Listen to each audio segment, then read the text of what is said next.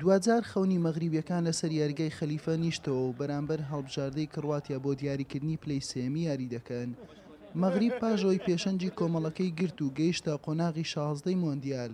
ئیدی سەرنجی هاندەرانی تۆپیپەی بۆ خۆی ڕاکێشا.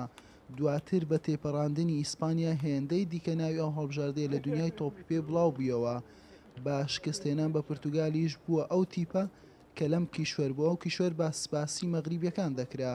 بەڵام لە قۆناغی نیوەی کۆتایی بەرامبەر فەڕەنسا شکستیان هێنا و نەیانتوانی بربەستی کەڵەشێرەکان تێپەڕێنن تا ئەوەی یاری کۆتایی لە یاریگای لوسێر بەرامبەر ئەرژەنتین ئەنجام بدات. دوای یارەکەی فەڕەنسا بەدەست خۆم نەبوو لە دڵەوە بۆ مەغریب دەگریام چونکە ئێمە ئامانجدار بووین دەمانویست لە کۆتایی بین بەڵام تەنها ئەوە دەڵێم قەدەر الله ما شاء فعل. بەڵام ئێستا دڵخۆشین چونکە یاریەکی مێژوویمان لە پێشە ئەویش بەدەستهێنانی پلەی سێمە دوای تەواوبوونی جامی جیهانی دەگەڕێینەوە و دادەنیشین و چایەک دەخۆین.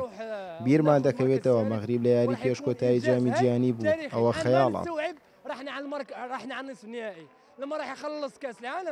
ونجلس وناخذ شاي ونفكر بأن المغرب كان في نصف النهائي.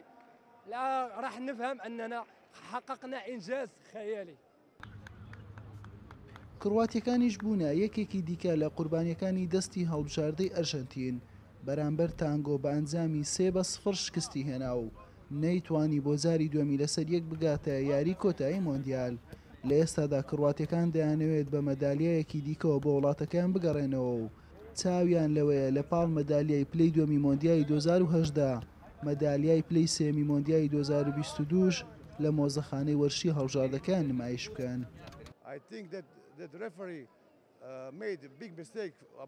پێم وایە نابژیوان هەڵەیەکی گەورەی بەرامبەر ئێمە کرد سەبارەت بە گۆڵی یەکەمی ئەرجەنتین. بەڵام دەربارەی مەغریب دەڵێم ئەوان تیپێکی گەورەن. لە هەمان کاتیژا کرواتیا ئەزمونێکی زیاتری هەیە. هەر بۆیە ئەزمونەکەی دەتوانێت بەسەر مەغریبدا سەر بکەوێت.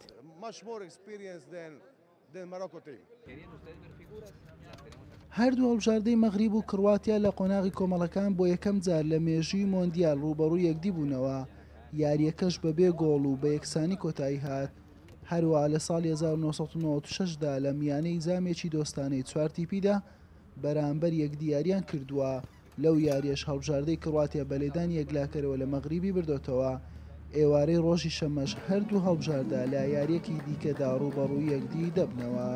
لە دەوحەی پایتەختی قەتەرەوە حوسێن محەممەد کەناڵی پێیان.